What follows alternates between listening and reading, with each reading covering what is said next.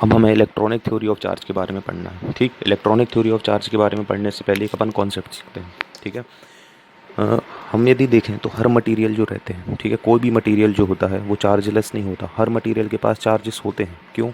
क्योंकि कोई भी मटेरियल होता है, ठीक है, मटेरियल जो रहता है या मैटर जो रहता है वो बनता किससे है? तो आंसर है मॉलिक्यूल से बनता है। ठीक, और जो मॉलिक्यूल्स होते हैं वो मॉलिक्यूल किससे बनते हैं? एटम से बनते हैं। ठीक, और जो एटम होते हैं वो कैसे बनते हैं? तो इलेक्ट्रॉन, प्रोटॉन एंड न्यूट्रॉन से बनते हैं। तो ये जो इलेक्ट्रॉन और प्रोटॉन है ये क्या है? यही तो चार्जेस हैं।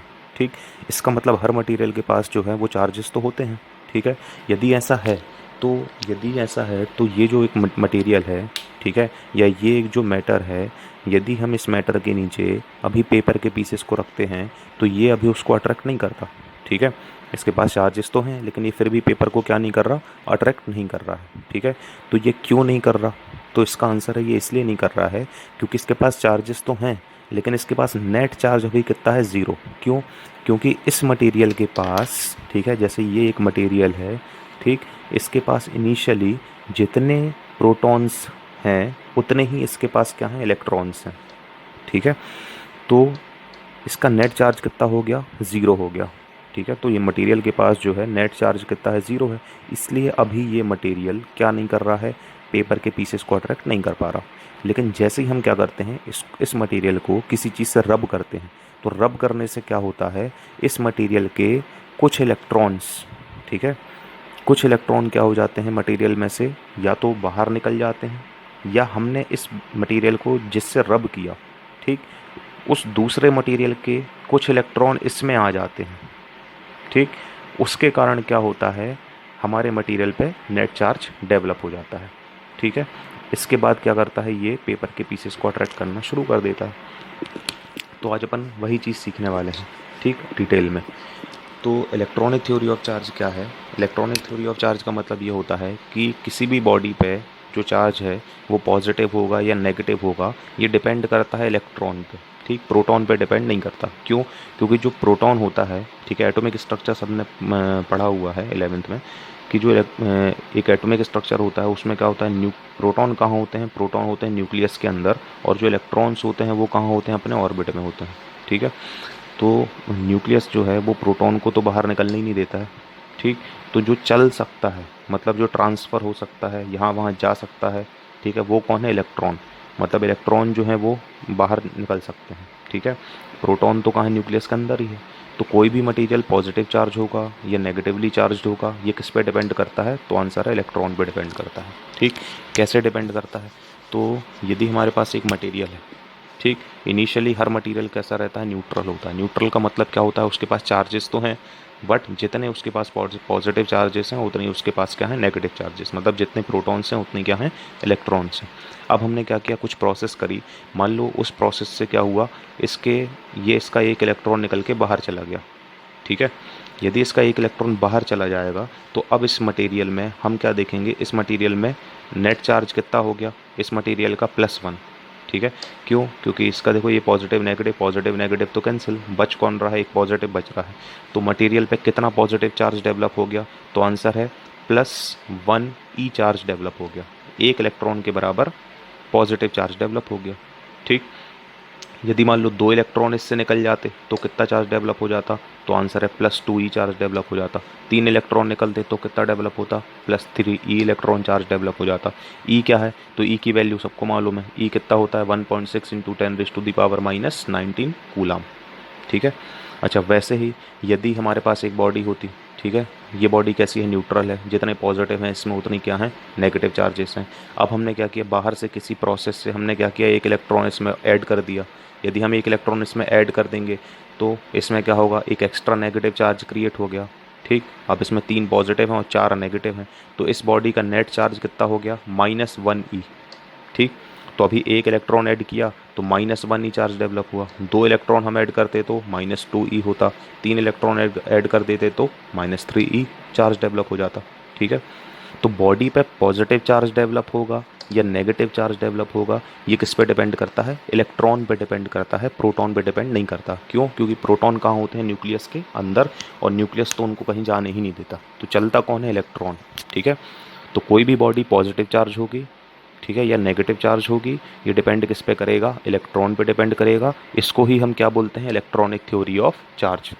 ठीक है, अब इसके बाद अच्छा, यदि मान लो इलेक्ट्रॉन, इलेक्ट्रॉन है क्या, इलेक्ट्रॉन क्या मासलेस पार्टिकल है, तो आंसर है नो। इलेक्ट्रॉन का भी मास होता है। इलेक्ट्रॉन का मास कितना होता है, 9.31 इंटू 10⁻⁻31 kg। तो यदि बॉडी में से इलेक्ट्रॉन निकलेंगे, ठीक है, तो बॉडी का मास भी तो कम होगा। जितने इलेक्ट्रॉन बॉडी में से निकलेंगे, ठीक, उतने इलेक्ट्रॉन के बराबर बॉडी का मास क्या हो जाएगा, कम हो जाएगा। ठीक, और यदि बॉडी में, किसी बॉडी में या मटेरियल में इलेक्ट्रॉन ऐड होंगे, ठीक है, तो ऐड होंगे इलेक्ट्रॉन, तो क्या होगा, इलेक्ट्रॉन ऐड होने से बॉडी का मास बढ़ेगा। क्यों, क्योंकि इलेक्ट्रॉन मासलेस पार्टिकल नहीं है, इलेक्ट्रॉन का मास भी होता है। ठीक, तो अब हमने यहाँ से एक कंक्लूजन ये निकाला कि जब कोई बॉडी इलेक्ट्रॉन लूज़ करती है, ठीक है, इलेक्ट्रॉन निकालती है, तो बॉडी पे पॉजिटिव चार्ज डेवलप होता है। ठीक, और बॉडी का मास क्या होता है, कम हो जाता है। ठीक, तो मास जो रहेगा, ठीक है, पॉजिटिव चार्ज बॉडी का मास कैसा होगा, न्यूट्रल बॉडी से कम। क्योंकि बॉडी पे पॉजिटिव चार्ज कब आया, जब बॉडी ने इलेक्ट्रॉन लूज़ किए। ठीक, और इलेक्ट्रॉन लूज़ करने से क्या हो जाएगा, बॉडी का मास कम हो जाएगा। ठीक, तो हमें एक चीज़ समझ ली कि जब बॉडी इलेक्ट्रॉन क्या करती है, लूज़ करती है, तो बॉडी पे कौन सा चार्ज डेवलप होता है, पॉजिटिव, और बॉडी का मास क्या हो जाता है, कम। ठीक, और जब बॉडी क्या करती है, इलेक्ट्रॉन गेन करती है, तो गेन करने से क्या होता है, बॉडी पे नेगेटिव चार्ज डेवलप होता है। कितना, तो जितने इलेक्ट्रॉन गेन करेगी उतने इलेक्ट्रॉन के बराबर नेगेटिव चार्ज डेवलप होगा। ठीक, और बॉडी का मास क्या होगा, इंक्रीज़ हो जाएगा। ठीक, तो इंक्रीज ऑफ जब इलेक्ट्रॉन क्या होते हैं, इलेक्ट्रॉन बॉडी गेन करती है, तो बॉडी का मास क्या होता है, इंक्रीज़ होता है। जब बॉडी इलेक्ट्रॉन लूज़ करती है, तो बॉडी का मास क्या होता है, डिक्रीज़ होता है। ठीक, तो इलेक्ट्रॉन लूज़ करने से बॉडी पे पॉजिटिव चार्ज डेवलप होता है, इलेक्ट्रॉन गेन करने से बॉडी पे नेगेटिव चार्ज डेवलप होता है।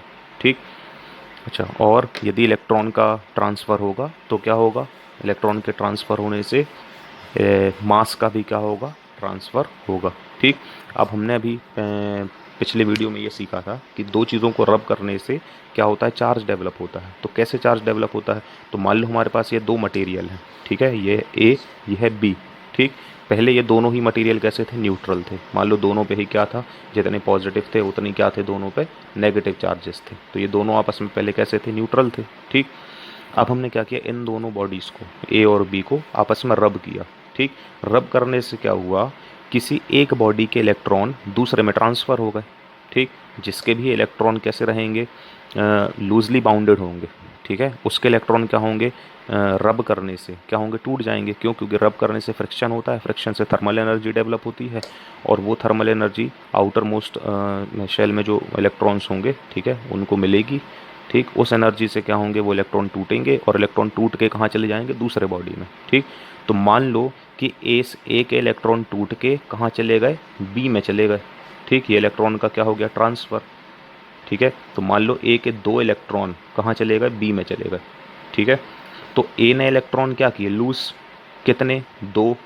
तो ए पर कितना पॉजिटिव चार्ज डेवलप होगा, +2e, क्योंकि इलेक्ट्रॉन लूज़ करने से कौन सा चार्ज डेवलप होता है, पॉजिटिव। कितना, जितने इलेक्ट्रॉन लूज़ करोगे, जितने इलेक्ट्रॉन ये लूज़ करेगा उतना पॉजिटिव चार्ज इलेक्ट्रॉन पे डेवलप होगा।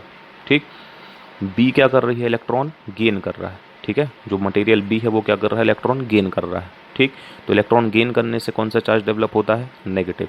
कितना, तो जितने इलेक्ट्रॉन गेन करेगा उतने इलेक्ट्रॉन के बराबर इस पर क्या डेवलप हो जाएगा, नेगेटिव। तो बी पे कितना चार्ज डेवलप होगा, -2e। ठीक, तो हमने क्या प्रॉपर्टी पढ़ी थी कि जब भी हम किसी दो चीज़ों को आपस में रब करते हैं, तो रब करने से चार्ज दोनों पे डेवलप होता है। ठीक, सेम मैग्नीट्यूड का डेवलप होता है और अपोजिट नेचर का डेवलप होता है। ठीक, तो दोनों पे ही चार्ज कितना डेवलप है, 2। ठीक है, और दोनों का नेचर कैसा है, अपोजिट, एक +2e है और एक -2e है। ठीक, तो दो चीज़ों को रब करने से चार्ज दोनों पे डेवलप हुआ। ठीक, सेम मैग्नीट्यूड का डेवलप हुआ और अपोजिट नेचर का डेवलप हुआ। ठीक है, इसको बोलते हैं हम चार्जिंग बाय फ्रिक्शन। ठीक, ये क्या है, चार्जिंग बाय फ्रिक्शन। वैसे ही हम दूसरी चीज़ों से भी मतलब दूसरी मेथड से भी चार्ज डेवलप कर सकते हैं। ठीक है, कैसे, तो एक और प्रॉपर्टी होती है चार्जिंग बाय कंडक्शन। ठीक, कंडक्शन से हम लोग कैसे चार्ज डेवलप करते हैं उसको सीखते हैं। ठीक, मान लो हमारे पास एक न्यूट्रल बॉडी है। ठीक है, हमने क्या किया, एक न्यूट्रल बॉडी ली। इस न्यूट्रल बॉडी पे मान लो कुछ पॉजिटिव चार्जेस थे और कुछ उतने ही क्या होंगे, नेगेटिव चार्जेस होंगे। तो ये है बॉडी बी। अब हमने क्या किया, इसके सामने एक पॉजिटिव चार्ज बॉडी ला के रख दी। ठीक, ये वाली बॉडी कैसी है, पॉजिटिवली चार्ज्ड है। इस पर कौन से चार्जेस हैं, इसका नेट चार्ज, इसमें नेट चार्ज कैसा है, पॉजिटिव। ठीक, यह है ए। ठीक, अब हम ये देख रहे हैं कि ए पर जो चार्जेस हैं वो सब कैसे हैं, पॉजिटिव हैं। ये आपस में क्या करेंगे, रिपेल करेंगे। रिपेल करके इनको कहाँ जाना है, दूर से दूर जाना है आपस में। ठीक है, तो ये इसके बाहर नहीं जा सकता, ये पॉजिटिव चार्ज, भले ये इसको ये रिपेल कर रहा है लेकिन ये इसके बाहर नहीं जा सकता। क्यों नहीं जा सकता, क्योंकि यहाँ पे क्या है, एयर, और एयर क्या होती है, इंसुलेटर। ठीक है, तो चार्जेस केवल कहाँ फ्लो कर सकते हैं, कंडक्टर में, इंसुलेटर में फ्लो नहीं कर सकते। ठीक, तो एयर क्या है, एक इंसुलेशन मीडियम है, इसलिए ये वाला जो चार्ज है ये इसके बाहर नहीं आ सकता। ठीक, तो कंडक्शन का मतलब, कंडक्शन का जो मतलब होता है, ठीक है, कंडक्शन का मतलब होता है कांटेक्ट। ठीक, हम कांटेक्ट, दो बॉडीज़ को आपस में कांटेक्ट करके जब चार्ज करते हैं, ठीक है, तो उस प्रोसेस को हम लोग बोलते हैं कंडक्शन। तो अभी तो बीच में क्या है, एयर है। ठीक, अब हमने क्या किया, जो ए और बी है इन दोनों को आपस में हम क्या किया, हमने कांटेक्ट में लिया है। ठीक, तो क्या होगा, तो ए के जो पॉजिटिव चार्जेस हैं अब, ठीक है, यहाँ देखो बीच में से अब एयर गायब हो गई। ठीक है, तो अब इंसुलेशन मीडियम ख़त्म हो गया, तो अब ये वाला पॉजिटिव चार्ज यहाँ जा सकता है।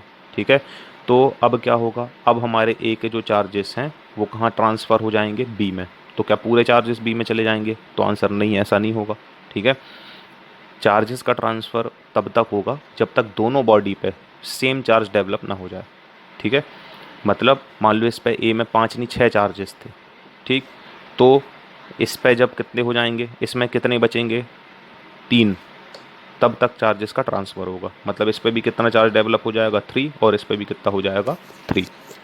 ठीक, तो कंडक्शन से हम चार्ज कैसे डेवलप करते हैं, तो कंडक्शन से हम चार्जेस दो बॉडीज़ को आपस में कांटेक्ट में लाकर डेवलप करते हैं। ठीक, और एक और चीज़ जो यहाँ से हमें सीखनी है, कंडक्शन से जो न्यूट्रल बॉडी पे चार्ज डेवलप होता है, ठीक है, वो उसी नेचर का डेवलप होता है।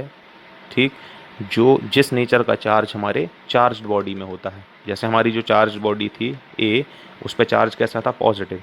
तो कंडक्शन से हमारे न्यूट्रल बॉडी पर, ठीक है, मतलब बी पर भी चार्ज कैसा डेवलप हुआ, पॉजिटिव। ठीक, मतलब सेम नेचर का चार्ज डेवलप होता है किस मेथड से, कंडक्शन से। ठीक है, अब अभी हम एक और मेथड पढ़ते हैं, चार्जिंग बाय इंडक्शन। ये मेथड और ज़्यादा इम्पोर्टेंट है। ठीक है, तो इंडक्शन का मतलब होता है विदाउट कांटेक्ट। ठीक, हम बिना टच किए चार्ज डेवलप करेंगे। कैसे, अब हमने क्या किया, वही मेथड हमारी पुरानी, हमने क्या किया, एक न्यूट्रल बॉडी ली। ठीक, इस न्यूट्रल बॉडी में क्या थे, जितने पॉजिटिव चार्जेस थे उतने ही नेगेटिव चार्जेस थे। ठीक है, अब हमने क्या किया, इस न्यूट्रल बॉडी के सामने, ठीक, यहाँ पे हमने एक पॉजिटिव चार्ज बॉडी ला के रख दी। ठीक है, तो देखो हमने ये एक पॉजिटिव चार्ज बॉडी ला के रखी, ये है ए, ये है बी। जैसे ही हमने इस न्यूट्रल बॉडी के सामने एक चार्ज्ड बॉडी ला कर रखी, ठीक, तो क्या हुआ, इस न्यूट्रल बॉडी के, ठीक है, जो पॉजिटिव चार्जेस हैं वो ए के पॉजिटिव चार्जेस से रिपेल होंगे। ठीक है, मतलब ए के जो पॉजिटिव चार्जेस हैं वो बी के पॉजिटिव को क्या करेगा, रिपेल करेगा, और ए के पॉजिटिव चार्जेस बी के नेगेटिव चार्जेस को क्या करेगा, अट्रैक्ट करेगा। ठीक, तो हम क्या देखेंगे कि थोड़ी देर के बाद जो बी के चार्जेस हैं, ठीक है, वो कुछ इस तरह से शिफ्ट हो जाएंगे। बी के सारे पॉजिटिव ए के पॉजिटिव से रिपेल होके कहाँ जाएंगे, इस तरफ। ठीक है, और बी के सारे नेगेटिव चार्जेस ए के पॉजिटिव से अट्रैक्ट होके यहाँ शिफ्ट हो जाएंगे। ठीक, अच्छा, इससे ज़्यादा ये नेगेटिव इसके बाहर नहीं आ सकते, ना ये पॉजिटिव इसके बाहर जा सकते हैं। क्यों, क्योंकि यहाँ भी एयर है और यहाँ भी क्या है, एयर है, और एयर क्या है, इंसुलेशन। ठीक है, तो इंसुलेटर में चार्जेस का फ्लो होना अलाउ नहीं है।